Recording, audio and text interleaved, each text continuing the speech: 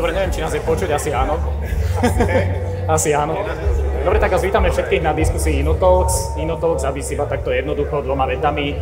To je my s kolegom, ja sa volám Roman, kolega sa volá Miro a my v rámci teda korporátu, ktorého značku, brand môžete vidieť za nami. Máme taký nejaký interný startup a v rámci neho rozvíjame také diskusie. Predovšetkým sme na podcastoch, ale rozhodli sme sa posunúť o level a natočiť aj video. Takže na týchto našich akože diskusiách InnoTalk sa venujeme rôznym témam, predovšetkým nejakým zeleným témam, zaujímavým myšlienkám a chceme pôsobiť nejako na mladšiu celú skupinu a otvárať zaujímavé témy. A vítame tu teda dnes medzi nami zaujímavých hostí, organizátorov festivalu Grape, alebo teda vy tam máte, že CEO, to úplne ste si dali na stránku, to je veľká vec. Zároveň frontmana kapely Billy Barman, takže Juraj Podmanický, Jan Trstenský, Janči, familiárne ho všetci volajú Janči, La Floritu, takže asi môžeme začať. Toto je Molly. To je Molly, áno, Molly tiež vytvára uhlíkovú stopu. Takže ma teda rušili tie zvuky vzadu. Dobre, takže asi v prvej časti si môžeme niečo povedať k vám, lebo máte asi obmedzený čas k tej organizácii Grape ako takého. Teraz vyšiel nedávno rebríček Forbesu, Králi internetu sa to volá, taký neštandardný začiatok. A v tom Králi internetu, v tom rebríčku sú všetci, ktorí na 45 000 ľudí majú nejaký zásah a pôsobia na masy. A vy vlastne prostredníctvom festivalu pôsobíte od roku 2010 na masy a ovplyvňujete 10 000. Takže otázka je, aká je hlavná myšlienka, ktorú chcete predať v tohtoročnom Grape? Alebo viac myšlienok. Hlavná myšlienka, ale tak náš festival je založený na veľmi, veľmi jednoduchej idei. A my sme festival, ktorý je otvorený 48 hodín, nezatvárame, je to jedna veľká party, kde ľuďom nič nezakazujeme, iba dávame na nich pozor. A nesnažíme sa sem tlačiť žiadne politické témy, nesnažíme sa ich presvedčať o niečom. Ja si myslím, že keď sa pozrieš okolo seba, tak sú to zväčša mladí ľudia, ktorí sú úplne normálni, veselí, vysmiatí a snažím sa im spraviť čo najviac ľudské a party prostredie, takže ja si myslím, že my nemáme nejakú hlavnú myšlienku, je to naozaj vypustiť, oddychnúť si, ale v peknom prostredí a s dobrými ľuďmi. Ok, ale nemáte tému? Tak my máme tému máme každý rok. Tento rok máme festival bezdomova, pretože tento festival nemá domov, má dočasné útočisko a to je letisko Trenčín. Takže vlastne sme si urobili z toho trošku srandu, takže téma je kočovníctvo, tuláctvo. Back to the roots, hej? Bezdomovectvo nepoviem, lebo to by vyznelo blbo. Téma je bezdomovectvo, OK. Takže nie je nutné mať ani stan, takže je to celkom fajn. OK? OK. A máte... No. Dobre, ale okrem tejto témy máte aj asi takú nejakú udržateľnosť. To je naša taká blízka téma. No, ono to je veľmi ťažké, lebo ako Zero Waste Festival asi sa nedá spraviť a určite to ani neexistuje. Nepoznám taký festival. My sa snažíme v podstate každý rok mať niečo nové, čo trošku šetrnejšie k prírode.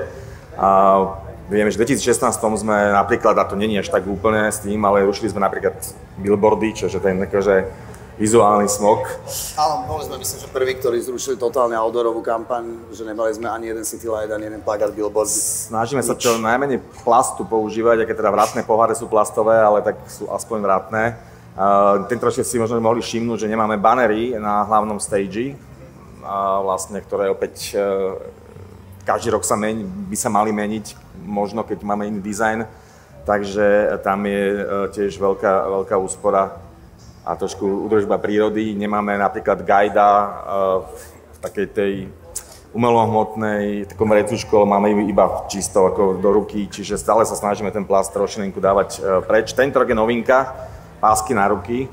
Sice tu majú dve veci z plastu, ale samotná páska je už akože eko, čiže je vyrobená z špeciálneho polyesteru recyklovateľného, takže aj takýto maličký moment na ruke, tak sa trošku snažíme to posunúť. Ale to, že separujeme odpad a máme zberné tie separačné miesta, tak to je už úplne bežná vec.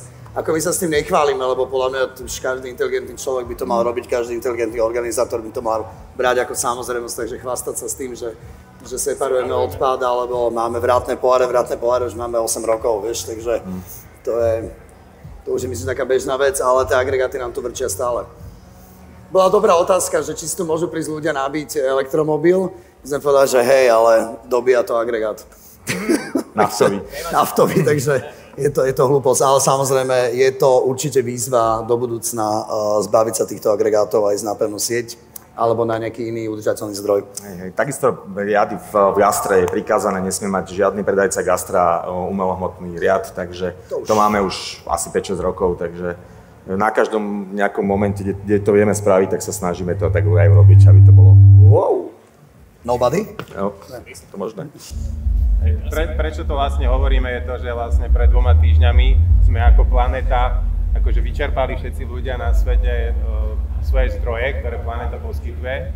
A to je vlastne Overshoot Day, kde 28. júla vlastne sme vyčerpali svoje zdroje a tým pádom už ideme na to. Čiže vlastne je dobré robiť tieto aktivity a postupne znižovať tú závislosť. Takže preto je dobré o tom hovoriť a preto aj my máme takúto tému, ktorú vlastne teraz otvárame. Nehovoríme, že bez odpadu, asi bez odpadu nevieme existovať, alebo teda museli by sme bez života existovať, aby sme nemali odpad, ale vieme byť uhlíkovo neutrálni asi. To sa teraz deje, ja neviem, ty máš asi možno, Miro, nejaké číslo na UK, ale sú také festivály proste už v UK, kde sa robí, že uhlíková neutralita, čiže vy vytvoríte nejakú uhlíkovú stopu, ale za to vysadíte stromy. Napríklad ten platan alebo ďalšie a ďalšie stromy. Tak to bola taká imidžovka, čo sme spravili pred pár rokmi a naozaj s tým sme planetu opäť nezachránili, ale aspoň ľudia, ktorí si vyzbierali tie peniaze a došli na ten festival, tak aspoň sa nad tým zamysleli a nechali sme v tom Piešťanskom parku nejaký odkaz. Hej, ale tieto festivály to zase z malinkú stopu, všetky festivály v Anglicku robí to nebude kilo CO2, ale keď zoberieme také sťahovanie tých online streamu, tak tá pesnička Despacito, tých 5 miliard stiahnutí, robila takú uhlíkovú stopu ako asi 4-5 krajín afrických za celý rok. Takže to sú také veci, že tieto festivály sú ešte v pohode. No jasné, ale môžete sa zamyslieť nad tým, že urobiť v budúcnosti uhlíkovo-neutrálny festival alebo uhlíkovo-neutrálne turné. Nie? Uhlíkovo-neutrálne turné. Áno, to by šlo. To by šlo, mohli by sme chodiť vlakmi. Aparát sa dá, áno, to by sa dalo spraviť. Festivály majú ešte dlhú cestu pred sebou, aby splnili toto všetko. Tak minimálne všetci. Pardon? Aká bola otázka? Či nebola? To som nepočul. Dobre. No, minimálne všetky kapely lietajú lietadlami po celej Európe na festivaly, takže... Práve dohrala ostravská kapela, Súkromný jet. Tí by dlho cestovali loďou. To sa vám vlastne už stalo, že vám tu priletelo lietadlo, nie? To je také už, to ste zažili, nejakí futbalisti som niekde zachytil, že vlastne tuto pristáli. Áno. A teraz čo očakávate, alebo čo už sa stalo, niečo zaujímavé? Zaujímavé sa stalo to, že sme to postavili po 2 rokoch. Aha, že sa tešíte, hej? Bolo to také zaujímavé, o 2 roky sme v podstate nemohli robiť veľkú akciu, takže veľa vecí bolo zase takých trošku, sme sa do toho museli dostať. Ale sme tu už, myslím, že 17. deň na letisku. Takže sme mali čas to nejakým spôsobom postaviť v kľude, takže aj sme to stihli otvoriť o 12, čo je úžasné, takže pre nás je toto taká zvláštna vec tento rok, no, že opäť sme sa vrátili na ten veľký festival. A máte nejakú teraz zaujímavosť, ktorú by ste chceli vypichnúť, že čo si teda ľudia majú pozrieť, musia si pozrieť, lebo keď som si pozeral spätne tie festivaly, tak mali ste Joea Trendyho, a tam bol, že očistec ste mali takú nejakú vychytávku, to sa mi celkom páčilo, že vlastne ja tam prídem do toho očistca, ten Joe Trendy bol, ja neviem, za nejakého kňaza alebo niečo také, prezlečený a očistil ma, cítil som sa lepšie. Áno, to teraz nemáme, to bol Secret Stage v 2019, ale teraz sme mali, možno niektorí to zažili včera, sme mali také posedenie pri vatre. Bol niekto pri oni včera? No a ja. Aha, vyzeráš veľmi dobre. Obhorené trošku, ale to... Ja si myslím, že toto sa stane určite tradíciou, pretože sme si uvedomili, že naozaj ten oheň nejak záhadne spája tých ľudí a keď sa zapálila tá vatra a zahrali sme si na tých španielkách, ľuďom sme zobrali telefóny, zabalili sme im to do takého špeciálneho vrecuška, takže ich nemohli používať. Mohli ich používať po 12, teda po polnoci, ale nikto toho ťa nevyťahol. Všetci vydržali bez telefónu. Všetci vydržali, takže sme zistili, že sa dá takto zabávať a myslím, že to určite stane tradíciou festivalu Grape. A myšlienka bola teda podporiť tú zábavu, takú nejakú medziľudskú, alebo ste mali tam niečo, čo sme nemohli odfotiť? Dialo sa niečo, čo sme nemohli vidieť a kamerovať a šíriť? My to máme všetko natočené a myslím, že už to visí na našich sociálnych sieťach, takže my sme to zaznamenali, je to vidieť, ale teda nikto sa nehral s tým telefónom, ľudia sa rozprávali, zabávali, spievali.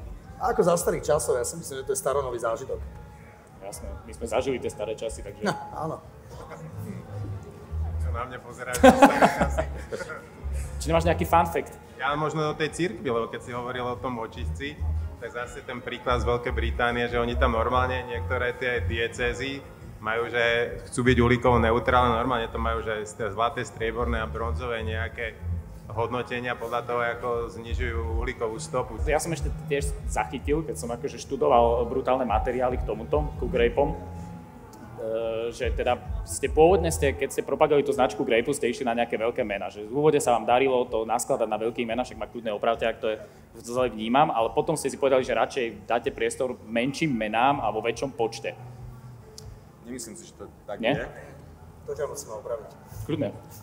Aj kľudne rozvínte tie veci. Máme viacej stageov, určite, ak sme mávali, keď sme začínali, to je logické, aj chodí aj viacej ľudí, takže sme to trošku rozšírili. Tento rok je taký špecifický a dávame strašne veľa priestorov slovenským kapelám, čo sa veľmi tešíme z toho, lebo 2 roky nehrali. Medzi tým vznikli veľmi zaujímavé nové tváre, prišli do hudobného biznisu, takže máme, myslím, že cez 50 slovenských umelcov, čo sme nikdy nemali, takže sme veľmi radi, že tu vystúpil práve na tomto stage dokonca. SPP stage bude venovaný práve novým tváram. Novým tvárom to sú veľké mená, vrátane veľkých men. Čo sú najväčšie mená Grape? No, tak každý má svoje určite nejaké najväčšie meno.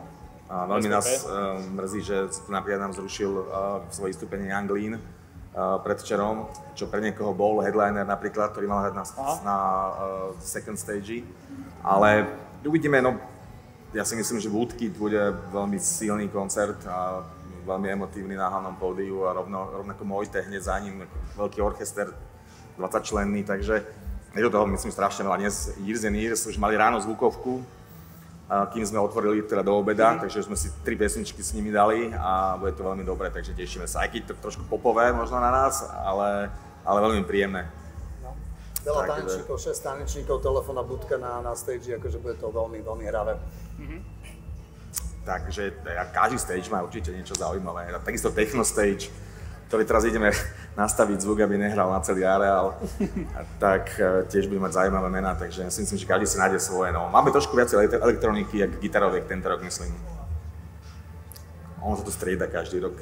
Nie je ľahké zablokovať kapely, ktoré práve chceme na festival, takže tých festivalov je strašne veľa a v našom termíne je asi 6 festivalov, 7, ktoré sú takto v blízkosti, takže trošku bojujeme. Ale tým, že spolupracujeme so Sigetom, tak sa nám podarí niečo stiahnuť spoločnými silami, tak to je fajn. Ináč pri tej uhlíkovej neutralite mi napadlo, že to uhlíkovo-neutrálne turné mne tak akože spätne dochádzajú myšlienky. To nie je tak od veci myšlienka, lebo Coldplay to napríklad robí, čiže vy by ste mohli byť akože prvý na Slovensku, ktorí by začali toto robiť. Hej. To je len akože taký hint, že napríklad. Ono je dobre osloviť tých mladých ľudí, lebo oni majú oveľa teda priateľskejší postoj k tejto planéte oproti tým iným generáciám.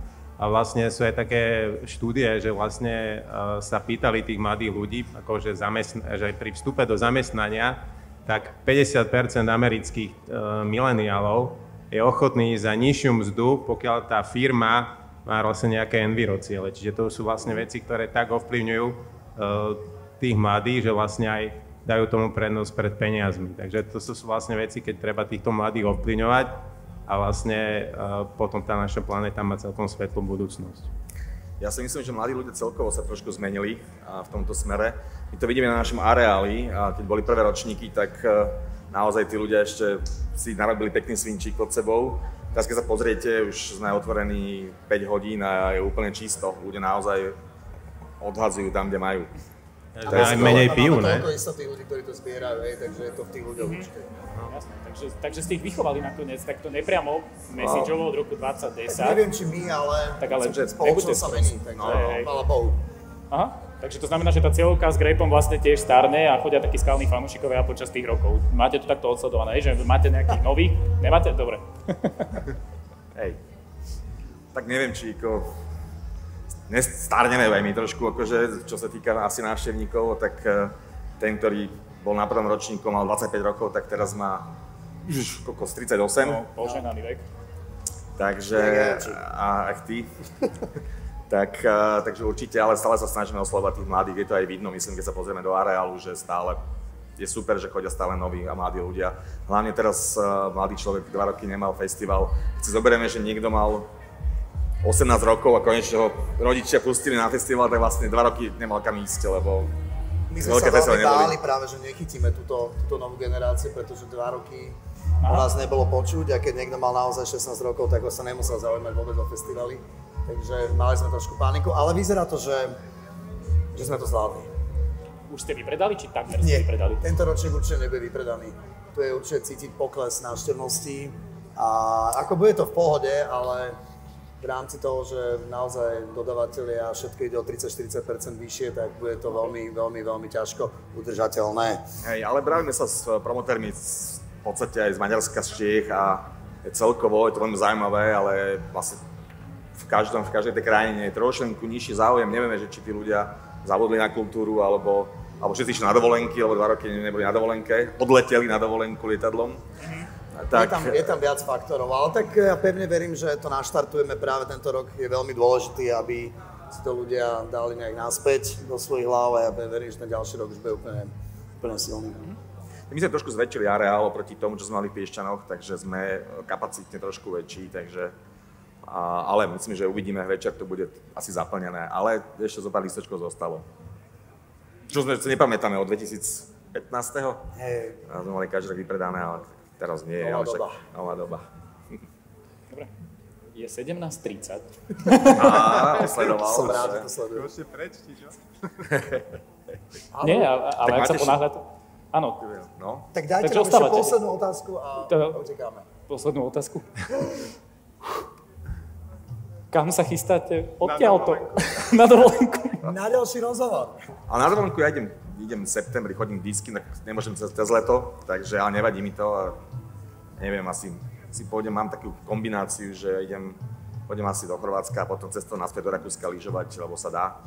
Aj v Rakúsku, aj celoročne, takže si spojím jedno s druhým. No. Sice to bude divne vyzerať Chorvátsko s lyžami, ale dám to takto asi tento rok. To je imidž. A ja pôjdem na tú šnúru. Prechádzame už na tému fashion, čiže kľudne, keď chcete ostať, ak máte k téme čo povedať fashion, ale máme akože Laflorita je na to špecialistka a tvoja obľúbená otázka Laflorita, že čo máš na sebe a koľko to stálo? Ja neviem, či majú počuť. Nevieme. Nie, tak budeme si šerovať. Budeme si požičiavať. A je to také podstatné, čo mám na sebe?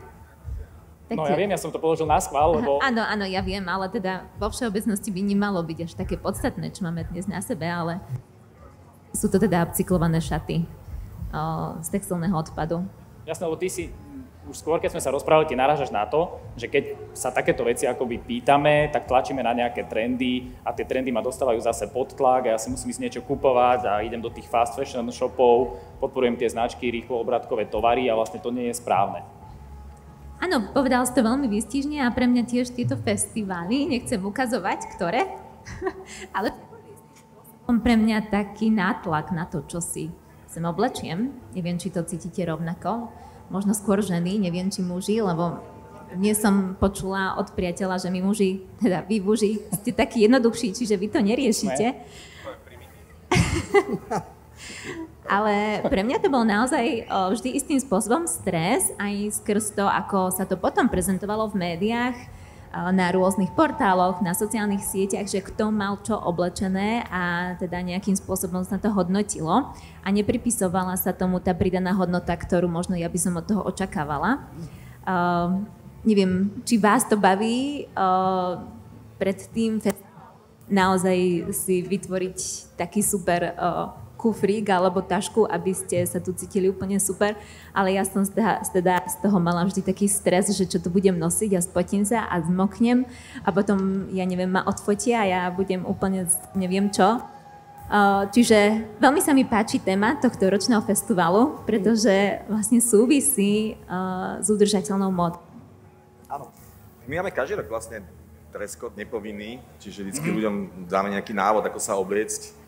A snažíme sa čo najjednoduchšie, ale teda je to trošku o tom, že naozaj, keď sme s tým začali v 2013 alebo 2012, tak odtedy to máme, takže nepovinný dress code a veľmi veľa ľudí to využíva, je to celkom pekné, keď sa na nich pozeráme, jak sú oblečení. Ale teraz je hlavne super aj to, že naozaj decka sa obliekajú v sekačoch, takže Áno, Takže dnes tá sme... téma na to veľmi nadväzuje a je to veľmi pre nich praktické a im to podľa mňa sadlo úplne do karát, takže ja si myslím, že aj keby sme nedali tú tému, tak by vyzerali takisto. Áno, úplne musím súhlasiť. Ja myslím, že ešte pred 3 rokmi, možno kedy bol Grape naposledy, ak sa nemýlim, alebo 2, taký v plnej pare. V 2019. Tak to povedomie o tej udržateľnej móde a o oblečení zo second handu nebolo až také silné, ako je teraz. Takže vlastne všetko nám hrá do karát, aby sme boli udržateľní aj čo sa týka dnešných outfitov. A možno si hovoríte, že prečo o tejto téme by sme sa mali rozprávať, ale je to preto, že keď sa pozrieme okolo seba, tak každý z nás máme na sebe oblečenie, každý sa dnes ráno museli zobudiť a obliecť. Keby to nespravíme, tak jednoducho zákon nám to nedovoluje, tak by nás jednoducho spacifikovali. Alebo neviem, čo robíte s takými ľuďmi na festivaloch, Nám to dovoluje. ktorí sa neoblečú. Ale tým pádom sme toho súčasťou každý z nás a mali by sme sa o to nejakým spôsobom zaujímať. Teraz ma napadlo, že vlastne Adidas robí z plastových fľaší tenisky. Toto sú napríklad také. A my sme dokonca v 2018 a 2019 sme mali takú veľkú sieť, kde sme špeciálne zbierali plastové fľaše a pre Adidas. Takže možno niektoré tenisky z našich plastových fľaší. To je skvelé. Máte aj niečo iné na podporu udržateľnej, upcyklovanej alebo aj recyklovanej módy? Myslím, že Červenú armádu sme mali...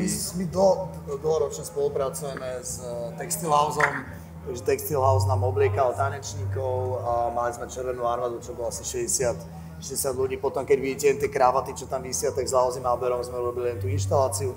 Tie krávaty sú z celého sveta, je to tiež od Textile Houseu a toto, čo máme na sebe, tak toto je náš merch. To není síce recyklované, ale vyrábajú to Slováci, dokonca aj tie nite sú zo slovenských rúk, takže vlastne utkané je to celé Slovakyše. Čo ja viem, či to je udržateľné, ale... Počkej, bavlna u nás na Slovensku?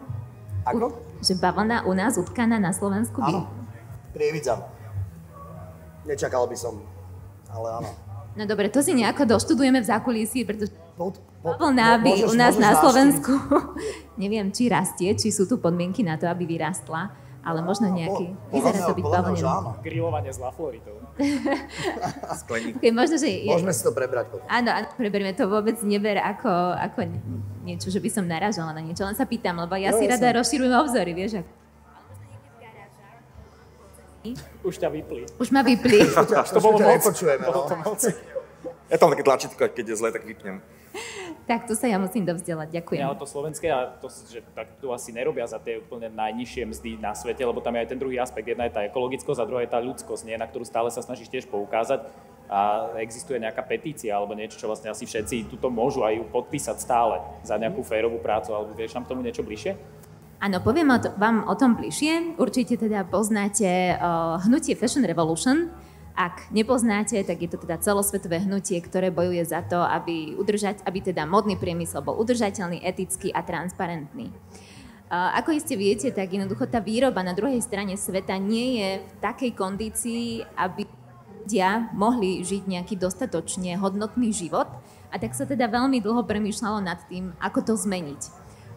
Zmeniť to teda sa rozhodli členovia Fashion Revolution tak, že sme vytvorili vlastne kampaň, hovorím teda v množnom číslu, ja som súčasťou Fashion Revolution, a vytvorila sa kampaň Good Clothes Fair Pay, Fair Pay, tu stresy z mikrofónu.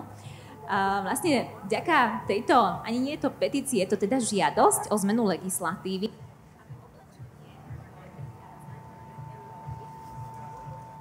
aby oblečenie, ktoré prichádza do Európy bolo nejakým spôsobom normalizované a aby tí ľudia, ktorí ho vyrábali, mali dôstojnú mzdu a zarábali aspoň životné minimum. Pretože v týchto krajinách je to stále veľký problém, že tí ľudia nezarábajú ani životné minimum, nie ešte minimálnu mzdu.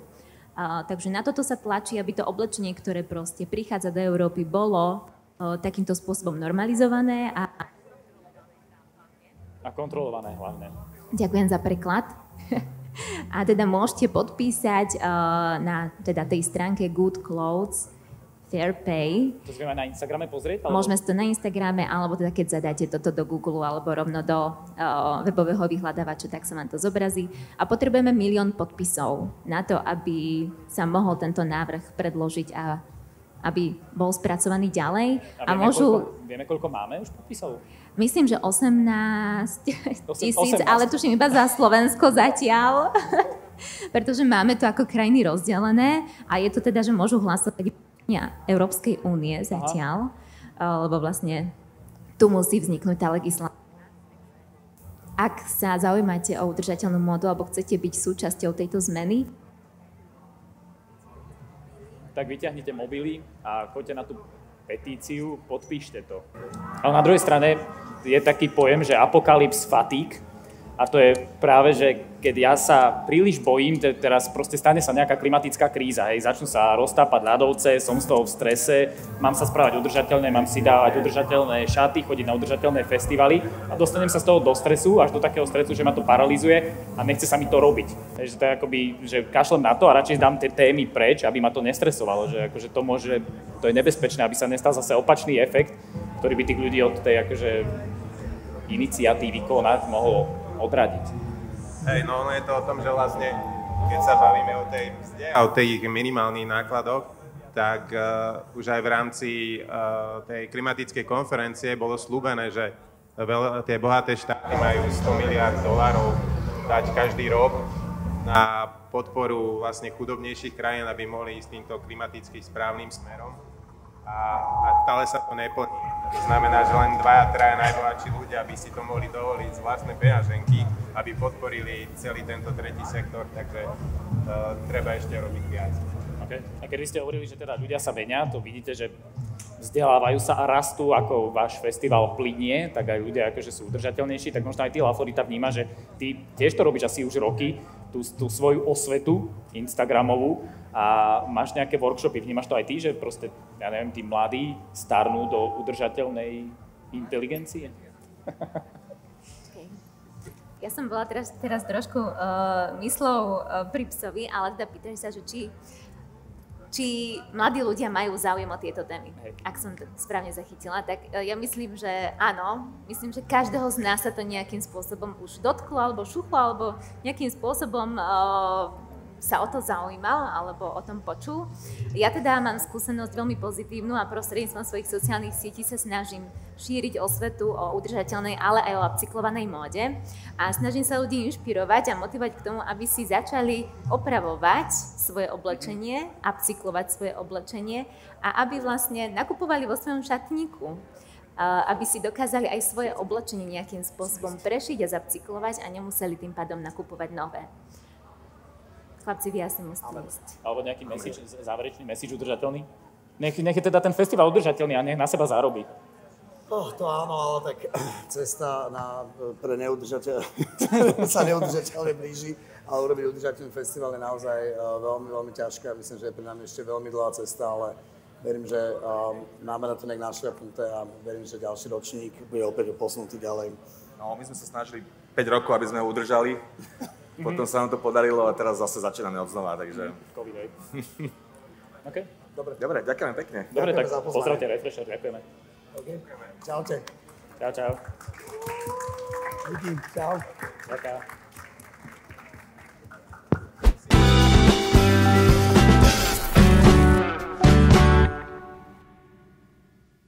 Mne sa páči, že vlastne ako pristupuješ k tomu s takou úprimnou radosťou, že to ako my s Mírom, takisto s úprimnou radosťou pristupujeme k našim nejakým tým témam zeleným a k tej akože výsadbe stromov a týchto. Takže proste my už s Laforitou sme mali jeden podcast a vlastne tam sme sa nejako stretli, tak sme proste máme to spoločné vnímanie zelené, takže to, akože z toho som nadšený, to je len akože taká pochvala, ktorú som to asi takto strčil. A ako workshopy. Áno, ja vlastne rovnako zdieľam s vami celé to nadšenie o udržateľnosti. A bola som teda vôbec aj prekvapená, ak ste ma ako prvé oslovili, pretože prepojenie takých tém, ako ste riešili vy s mojou témou, sa mi teda veľmi páčilo. A bolo to aj trošičku také netradičné pre mňa. A vtedy som si uvedomila, že naozaj je to teda téma, ktorá sa musí šíriť. A teda ako workshopy, alebo teda aktuálne u mňa fičia práve kurzy upcyklácie, kde sa snažím ľudí učiť, ako si doma dokážu zapcyklovať svoje oblečenie a svoj šatník, tak ja myslím, že dobre. Veľmi dobre. Ľudia sú ochotní sa to učiť a vlastne sú ochotní sa naučiť šiť a nejakým spôsobom premýšľať upcyklačne, aby nemuseli nakupovať. Pretože istým spôsobom, ako si túto zručnosť osvoja a naučia sa, tak veľmi veľa ušetrili práve tým následným nakupovaním, čo opäť teda... Back to the roots, zase sme pri téme crepe. Ja myslím, že upcyklácia a udržateľná móda má strašne veľa prepojení práve s takýmto back to the roots, pretože aj všetky techniky, ktoré ja v upcyklácii využívam, nie sú nič nové. Ani upcyklácia nie je nič nové. Všetko toto už bolo, len sme to nazvali nejakým krásnym, takým odborným slovom. Ako si spomenieme na naše staré mamy, na naše babičky, aj starých otcov, ako teda oni boli schopní upcyklovať, alebo teda prerábať, prešívať, tak je to až neuveriteľné. A pre mňa sú za jednou veľkou inšpiráciou pre mňa títo ľudia. A na druhej strane nie je to iba o tom, že ja si tu niečo ušijem a zašijem dierku a neviem čo, ale je v tom aj obrovské dedičstvo. Pretože ak tieto veci nebudeme posúvať ďalej, ak ich nebudeme odozdávať z generácie na generáciu, tak istým spôsobom to vymizne z našich životov a budeme to istý čas veľmi postrádať. Ja mám teda taký veľmi pekný príklad, vlastne vďaka ručným prácam alebo akýmkoľvek takýmto prácam získavame skvelú jemnú motoriku. A vlastne to držanie ihly napríklad je veľmi dôležité pre takých lekárov, pre chirurgov. A ak sa práve títo ľudia stretnú s ihlou až na nejakej vysokej škole, alebo nebodaj teda až v praxi, tak máme problém celá spoločnosť. Nie len ten človek. Čiže je to zručnosť, ktorá je potrebná stále, aby sa dedila z generácie na generáciu a aby zostávala tu medzi nami. Čiže robíš kurzy pre kardiochirurgov, hej? Budúcich. Aby nás poriadne zašili, keď sa tam dostaneme, hej? Všetci sú vítaní. A ja tuším, už fungujem. Aj tu. To je super. Ešte máme... Ja som ešte chcel tomu dodať, že okrem toho, čo si vravela, tento aspekt tak je, že vlastne sa netvorí ten odpad a ten textilný odpad je tak veľký, že vlastne to vychádza nejakých 10 kg na priemerného Slováka za rok. A keď sme si to tak nejak pozreli, že počas našej diskusie sa na Slovensku urobí viac ako 6 tón takéhoto textilného odpadu. Takže je to dobré, že robíš tieto aktivity a potrebujeme znižovať tieto čísla. Áno, ja ťa ešte teda doplním. Až 95% vyhodeného oblečenia, možno práve aj z tých 6 tón, sa dá ďalej zrecyklovať alebo zapcyklovať. Čo je teda, si myslím, že obrovské percento, že nie sme schopní to nejakým spôsobom dať ďalej do nejakej cirkularity. A naopak je tu možno otázka aj priestor preto, prečo nemáme tie technológie recyklovať práve ten textil a možnosti aj tej upcyklácie, pretože ja sa vlastne v tejto oblasti aktuálne som celkom sama, čo sa v tom pohybujem. Snažím sa si vychovať kurzistky, upcyklátorky. Tak o 30 rokov budú vychované. Nie, oni sú už teraz, oni sú veľmi šikovné. A teda veľmi rada by som vyzvala aj všetkých vás, že ak nájdete proste doma niečo deravé, niečo poškodené, alebo si len chcete opraviť, skrátiť nohavice, alebo odstrihnúť strička, tak to určite správte. A znižte, alebo skráte tú cestu tej veci na nejaké smetisko alebo na komunálny odpad. Vlastne keď každý z nás priloží tú ruku k dielu, tak vlastne spoločne dokážeme veľké veci. Ja som teraz nedávno dostala otázku, že prečo nemám svoju vlastnú značku upcyklovaného oblečenia a prečo nepredávam. No už keby zapcyklujem 10 vecí a 10 vecí predám, tak vlastne z tej kopy textilného odpadu zmizne 10 kusov. Takto, keď ja to naučím, aktuálne skoro 16 000 ľudí na svojom Instagrame a 16 000 ľudí si doma opraví minimálne 3 veci, tak sme už úplne niekde inde, pri úplne inom čísle. Takže ja nepredávam rybu, či ako sa to hovorí, ale ja sa ju snažím učiť chytať. Či udicu, tak to malo byť. No ale chápete. Neviem. Tak je to tých 48 000. Ja som pochopil, že ideš predávať udice. Nie, hej, takže chápeš. chyťte ich do ruky proste. Jasné, to sa bude volať to ďalšie hnutie tvoje. Tá značka vlastne postupne sa bude volať, že udice, alebo... No ale k tým značkám to má udice. ma zaujala tá značka, že, ale určite máš nejaký typ, ne? Lebo zase ja keď si kúpim nejakú lokálnu značku, podporím, je to lepšie ako si nejakú čínsku zvláštnu značku. Ja myslím, že ak podporíte akúkoľvek slovenskú značku, tak je to určite udržateľnejší prístup, ako ísť do nákupného centra a nakúpiť si vec na 3 nosenia. Je možno iné nakúpiť si tú vec a nosiť ju potom 10 rokov, lebo aj z fast fashion kúsku sa dokáže vytvoriť udržateľný kúsok. Ale nepoznám takých ľudí, ktorí by na to nemysleli pri tej svojej značke. Takže je to určite super podporiť práve lokálnych a myslím, že aj tu v rámci Urban Marketu určite choďte pozrieť a podporte niekoho, kto sa vám páči. Trend upcyklácie som chcel povedať, že vlastne my tu máme tí, ktorí ste si prešli escape roomom, toto je escape room, už je vybukovaná aj na zajtra, čiže ktorí ste si neprešli, už nikdy si ňou neprejdete. A ktorí ste si ňou prešli, tak ste mohli dostať hrebeň. Aj zajtra vlastne na tomto mieste viete získať taký upcyklovaný hrebeň. A to náš kolega vyrába z takých PET fliaž, obalov, čampónov, zubných kefiek a tiež akoby ten zbytočný odpad už využije na to, že z toho vyrobí užitočný hrebeň. Ak máte vlasy, tak je užitočný. To je ten startup umelohmotné, hej? Umelohmotné sa to volá, Lukáš Adámek. Takže aj takto sa to dá akoby dávať tú akože myšlienku, nový život týmto. Textil je trošku špecifický v tom, že vlastne my doma nedokážeme recyklovať textil. My doma dokážeme iba upcyklovať. Pretože my, keď, ja neviem, zobrala by som tieto šaty a nedokážem ich roztrhať na malé nitky a z tých nitiek potom spraviť tú istú látku a ušiť tie isté šaty. Jednoducho nemám na to technológiu, mám doma iba šiací stroj alebo maximálne nejaké nožnice. Takže vlastne my ten textil doma máme priestor iba upcyklovať a využívať ten, ktorý teda máme, ten materiál k dispozícii. Takže ten textil je v tomto vlastne špecifický, že nedokážeme ho dať do toho obehu, tak napríklad ako plast, alebo ako sklo, alebo papier. Je o to vážnejšia je tá tvoja téma, alebo teda naša téma. Neexistuje tvoja, moja téma v rámci udržateľnosti, to je všetkých nás, všetci musíme sa chopiť tej ihly proste.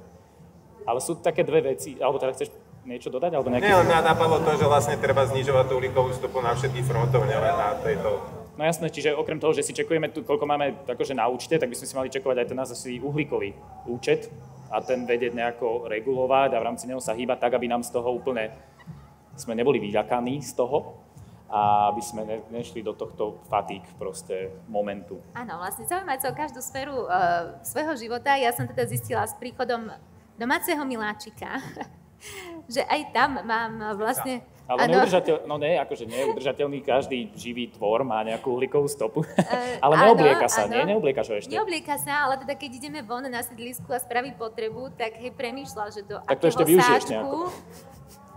Čo využijem? Že zasadíš to do kvetinu. Zasadíš kvetinu. Akože spravím si z toho hnojivo, ako v tom filme Marťan, hej? Áno. Napríklad. Áno, ako tiež nemám túto technológiu úplne doma, aj keď teda máme dažďovky a kompostujeme doma, ale zase takéto ambície zase možno nemám. Vlastne hľadám si aj ja v tej udržateľnosti nejakú takú mieru, že čo je pre mňa OK a čo nie je pre mňa OK. Ja myslím, že každý z nás má niekde tú svoju hranicu, čo OK je, čo nie. Ja teda zaspomínam na svoje začiatky zero waste a udržateľné, tak veľmi som bola nadšená pre túto tému a začala som čítať knižku Domácnosť bez odpadu, kde teda tá autorka išla až do takých extrémov, že namiesto toaletného papiera chodila zbierať do lesa mach. No, a ja som teda bola z toho, nie že nadšená, ale teda tak som odozdala... Hej, prišlo ti to po roku s machom ako divné. Teda, ja som to tak nejako nahlas povedala svojmu priateľovi a on teda úplne taký vystrašený, že ale tak akože mach nebude zbierať, že to teda nech zabudnem. A tam sme si teda povedali, že OK, tak tu je asi tá naša hranica a je úplne v poriadku, že kde si tú hranicu ten človek určí. Je to vlastne na každom z nás. Ja tiež teda dnes sme sem prišli autom, aj sme chceli niekoho zobrať, ale nikto sa mi neozval, že sme chceli stieľať, ale tým pádom... Budeš im rozprávať do outfitu, vieš, nechcú vedľa teba sedieť, že ježiš, čo to máš za neudržateľný outfit? Nie, ja toto vôbec neriešim, môžete mať úplne, čo chcete, obleč vedľa mňa. Nie, len teda každý človek prirodzene vie, kde možno prekročil tú hranicu a teraz spraví niečo preto, aby si tú svoju hranicu vyrovnal. Takže Je to na každom z nás, aj vlastne, ako tu sedeli chalani, tak každý rok sa snažia stále viac a viac niečo spraviť preto, aby ten festival bol udržateľnejší. A ako je bolo povedané, nedá sa, aby bol úplne zero waste. No áno, Moli, nedá sa. Čiže je to už iba na nás, ako sem prídeme, ako sa my budeme správať. Či sa vybavíme nejakou proste s fľašou a keep-cupom a nejakou miskou, kde si teda načapujeme nejaké jedlo, alebo ja neviem. Čiže možno opäť je to už skôr o nás, ako možno o tých organizátoroch. No jasné. Ale oni ti vytvoria tie podmienky, správaj sa udržateľne a ty si musíš uvedomiť, že mám sa správať udržateľne. Jasné, čiže takto sa to nejako prepájame. Čiže za mňa sú to akože dve messages z tejto diskusie. Jeden je, že mal by som podporiť sa pridať k tým 18 000 podpisom na tej petícii, ktorú môžeš zopakovať, lebo ja to neviem vysloviť. Ani ja, ako takže, to bolo. Good clothes, fair pay. Dobre. .com. Áno. Alebo napíšte La Florite proste na Instagram, ja ona vám to, alebo to zverejní storku, alebo niečo.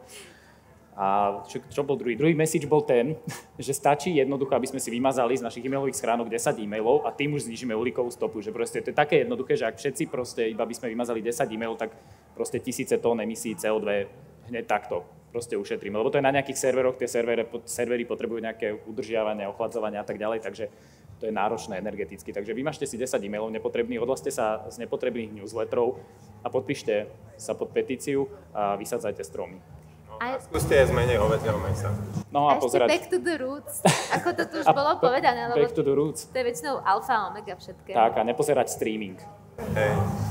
A treba vlastne obmedziť tú spotrebu, ne? A vlastne mali by sme už domov z festivalu, lebo to proste len vytvára spotrebu. Dobre. Tak ďakujeme ti veľmi pekne. Ja ďakujem, chlapci, bolo to príjemné. Aj ostatní. Príjemné sviatky. Príjemné sviatky. Upcykluj, recykluj, staraj sa o všetkých. Staraj sa o seba. Moc vám to nejde. Áno, vy tiež, áno, ďakujem. Ďakujem aj všetkým, čo ste tu boli, že ste tu boli s nami. Hej, asi väčšinou išlo o ten tieň, ale tak snáď sme vás úplne neunudili. Ale budeme ešte aj online. Tak ďakujeme. Ďakujem. Ďakujeme. Čau.